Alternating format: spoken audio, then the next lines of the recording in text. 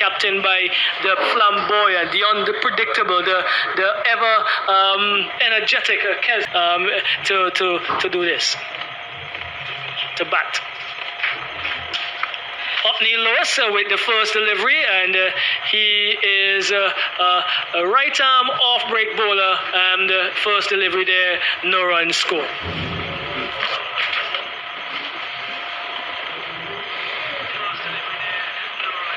Well, what has started here with as a spinner, this is not uncommon at all in T20 cricket. Now T10, I guess this is a chance that the team can take.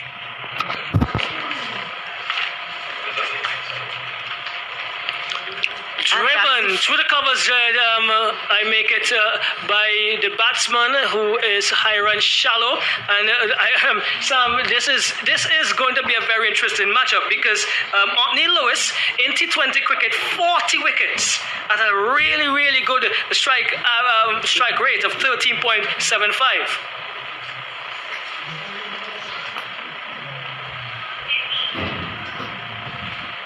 It is a good start by the batting team. They are now 4.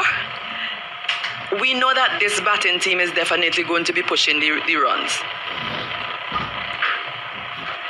And Shallow, on the other hand, 548 runs in his T20 career here in St. Vincent, a highest of 102 and a strike rate of 129. So an interesting matchup.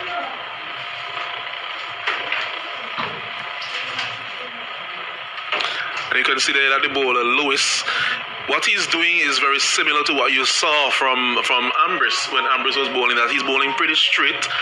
Just the one that was slightly over pitch that was driven by Shallow. So he's trying to make sure that the batsman doesn't have too much room to free his arms. And also rushing the batters. Get ready, we are ready, get ready. And he's not allowing them to settle. Hence the reason you see Shallow, after he hit the 4, he's still struggling to find his, even to get back in his batting stance. Okay, so it's 4 without loss after over number 1, and let's see who is going to be taking the ball for the second over. Dean Brown. Dean Brown, let's give you his stats in T20 cricket as it relates to the ball. 24 wickets at an average of 20. He has a best of figures of 5 for 17, so he would love to have similar figures here today. 2 overs, Sam. Certainly.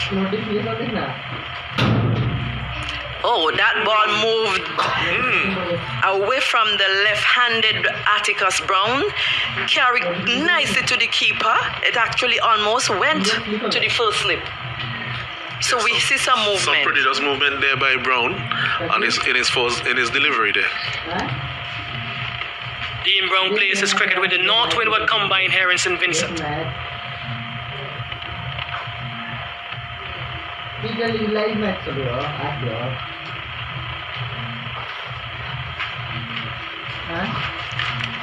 There's a chance to run out. He made his ground. So 3 runs taken there by Brown. He whipped that one off his pads quite nicely. So there was Dean Brown going a little bit fuller after the first delivery was a little bit on the shorter side outside the off stump. But you think that he'll want to remain on the outside the off stumps? Yes, certainly. We have Golden Graves, an international umpire, former international umpire, with Afran Bayam, a young and upcoming umpire in St. Vincent and the Grenadines.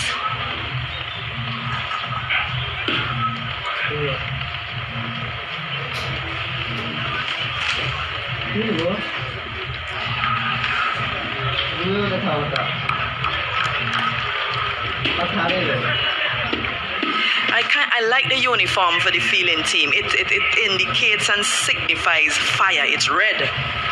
It's a flame. It looks like a flame when you see a blazing fire. And do you think they would be able to really generate that heat today? Well, Dean Brown is certainly trying to do so in his delivery. They look very chirpy on the field. It's just the beginning of the match, and I'm sure that they would want to do well and to begin the tournament with a win, just like Salford. Yes.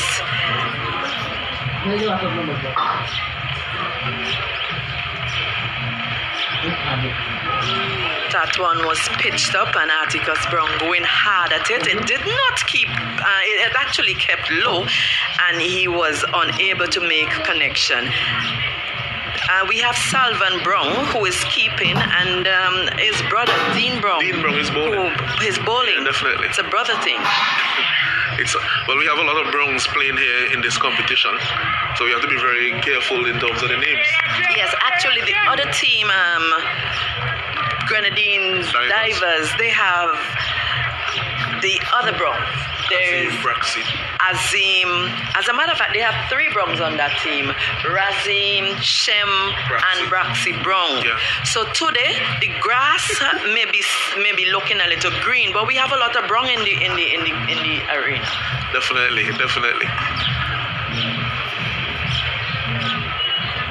And here's Atticus using a little bit of his experience, settling the bowler down a little bit, wanting to take a bit of time out of the game, not wanting to be rushed.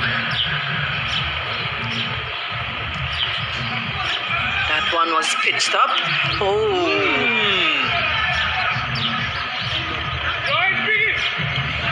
I foresee an exciting encounter between these two teams. I'm gonna call it. I'm gonna call that this one is gonna go down to the wire, probably a little tighter than the one we saw earlier.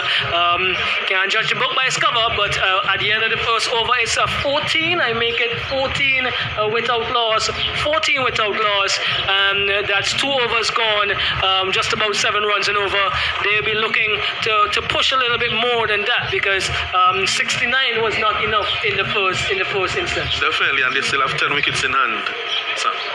Yes, but even with 69, you see the salt pond breakers. They actually struggle to get that. So anything I say 80 and above can give you a good, exciting end and finish to this game. Neil Lewis again.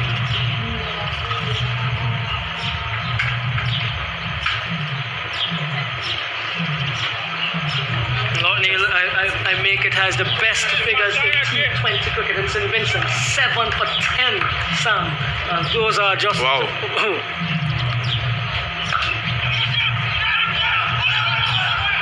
Opportunity for route.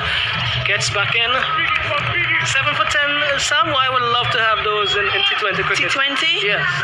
That was the end of that was the whole team. That one, an umpire slowly show that dreaded finger. And you see the celebration there?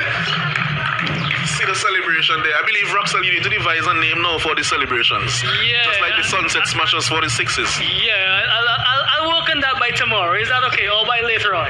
No, it's distancing. Easy. Distancing to its extreme. And Romel Currency comes to the crease. We have a lot of brothers that are playing cricket in St. Vincent and the Grenadines. And Romel Currency is the brother of Sunil Ambris.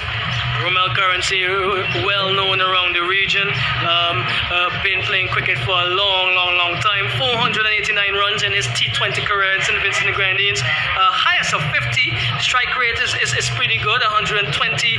And he'll be looking to batter deep into this 10 overs that they're offered for this game.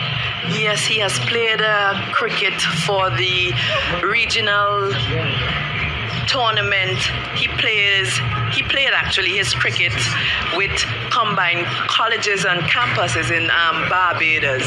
So he has some experience and we are looking to see him bring that experience here to lead his team to victory. Right, but we already see that that's a good approach by Romel. The bowler is bowling straight and he's looking to hit straight as well. And that's exactly what should be done. He strays and almost paid the price of a run out, but Shallow quick to the task and they came through for 1. Now, as I have been saying in the previous game, fitness is key here, and when you're a skilled batsman, fitness only can enhance your ability to perform. Definitely, and we'll expect that these 2 men would be very fit. They have been playing cricket at the first class level. Both of them have first class experience, these 2 batsmen, and we'll expect that their fitness level it would be on par with what it should be at this juncture. I make it 2 excellent overs by Otney Lewis, attacking the stumps and giving nothing away. And he has ended 2 overs. I make it 2 overs for 4 runs and took 1 wicket. Not getting 7 wickets today in this game, but definitely I think he has done his job in terms of restricting the number of runs that came off of his bowling today. Yes, and we see the young Ryan Williams, bowler, batsman, all-rounder, if you may say. He has just returned from a stint in Australia, and I'm sure he is going to be bringing that experience that he would have gained in Australia to this game. He has been working very hard at his game and well supported by his other bowlers. 15 for 1. Ryan Williams coming from the commentary booth, and there's a change in the field. I see Dylan Douglas being asked to come to an orthodox. Coming to the circle now at mid-on. This one slides down the leg side, and Williams begins with a wide, adding to the score. They move on to 16. This is over number 4. 16 for 1 in over number 4. They started quite well, and but Otney Lewis, he did put the brake on the scoring there, Sam. Yes. And if I want to go into the minds of these 2 batsmen, I think they would want to give the team a very good platform by keeping wickets in hand. That's a Connery straight drive over the bowler, over mid-off and down to the boundary for 4. Orthodox, marquee cricket shot from Romel Currency. This is what he does. He plays with an excellently straight bat, and you saw it there again. Another Connery straight drive on our cricket there this morning. Yes, basically the fielders are in. You go over the top.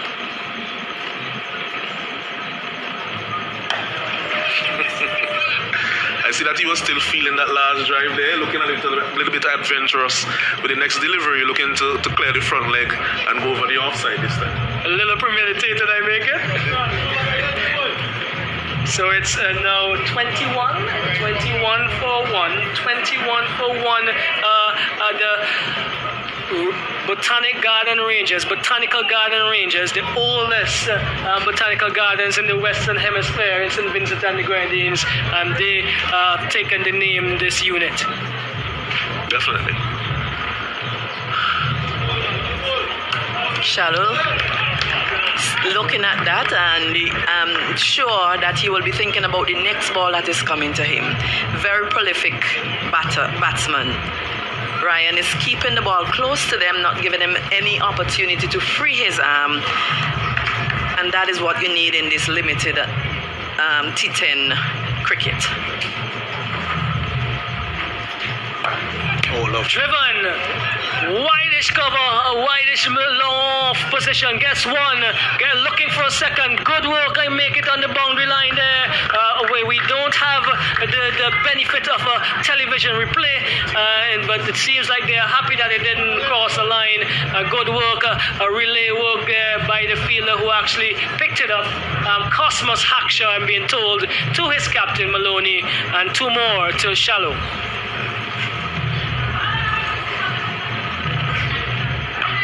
Better delivery by Williams. I make it there, Sam.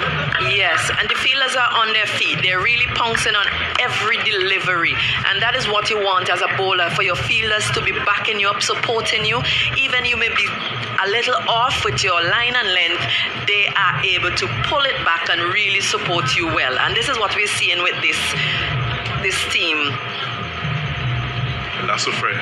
Lassofre hikers.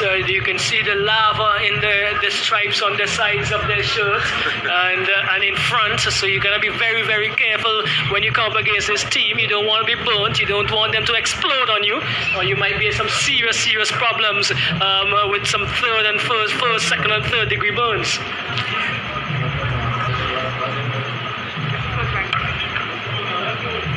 select delivery again by Williams, seeming now to decide to end his over with the last 3 deliveries, but bowling well within himself on a good length, on a good line.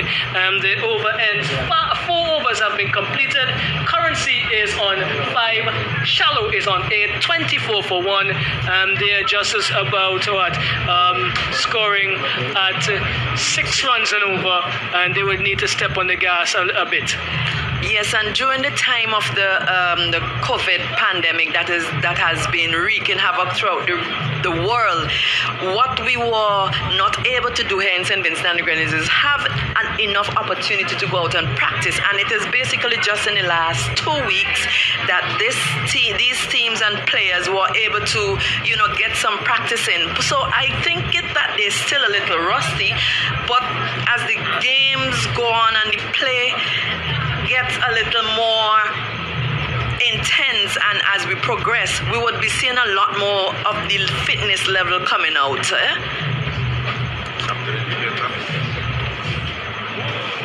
Okay, another off-break bowler and a youngster who's done really well in local cricket, Jeremy Hayward, just about 21 years old, and he will be looking to make a mark here. The dreaded finger goes up by umpire Byra. Yes. Well, making a mark with his second delivery is Jeremy Hayward. This one was pitching just about the off stump at a good length, and Shallow was trying to cut this one past point. Good. They only succeeded in playing it into the wicket keeper's hand. Salvan Brown, who took a good catch, and as I said, the lava is already flowing here for the Lassafray Hikers. They have taken 2 wickets. They are restricting the scoring, and I believe we could probably say they are on top at this point in time. Yes, the Lassafray Hikers are doing quite well, and as mentioned before, the fire and the lava was associated with the volcano there at Lassafray, which is about 1,200 meters above sea level and located in the north of the main island of St. Vincent in the chain of St. Vincent and the Grenadines. And they are definitely personifying the volcano at this point in time. Not a good delivery by here. What a quick single being. That was a good throw coming. Well, a good bit of fielding by the fielder coming in there from point. Hayward did not gather, and the new batsman eventually made his ground. Kevin Abraham, who plays his cricket with Police too, and Kevin was also been around cricket for a while. He was part and parcel of the Sir Garfield Sobers international schools team that went to India for a competition.